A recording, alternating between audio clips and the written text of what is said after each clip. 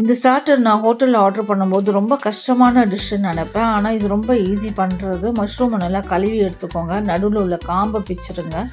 அதுக்கப்புறம் ஸ்பூனில் வந்து ஜென்டலாக நடுவில் ஓட்டை போட்டுக்கோங்க. அந்த காம்பை வீசிடாதீங்க. குட்டி குட்டியாக கட் பண்ணி வச்சுக்கோங்க.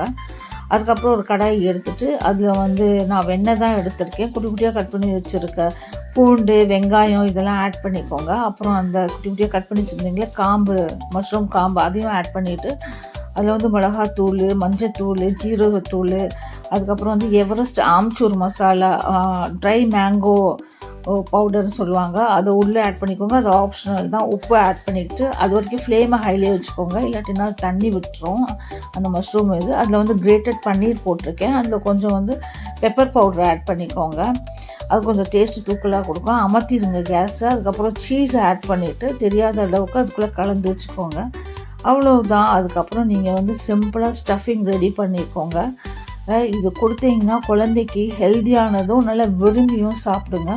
ஒரு பேன் எடுத்துகிட்டு அதுலேயும் பட்டர் ஆட் பண்ணிவிட்டு பேனை கொஞ்சம் மீடியமோட கொஞ்சம் ஹையில் வச்சுக்கோங்க. அப்போ தான் மஷ்ரூம் சொதன்னு தண்ணி விடாது. அதுக்கப்புறம் இந்த மஷ்ரூம் எல்லாம் நல்லா அடுக்கிட்டு நல்லா மூடி வச்சு எடுத்துட்டிங்கன்னா சூப்பராக சுட சுட மஷ்ரூம் ஈவினிங் ஸ்நாக்ஸ் ரெடி. சூப்பர்பாக இருக்கும். ட்ரை பண்ணி பாருங்கள்.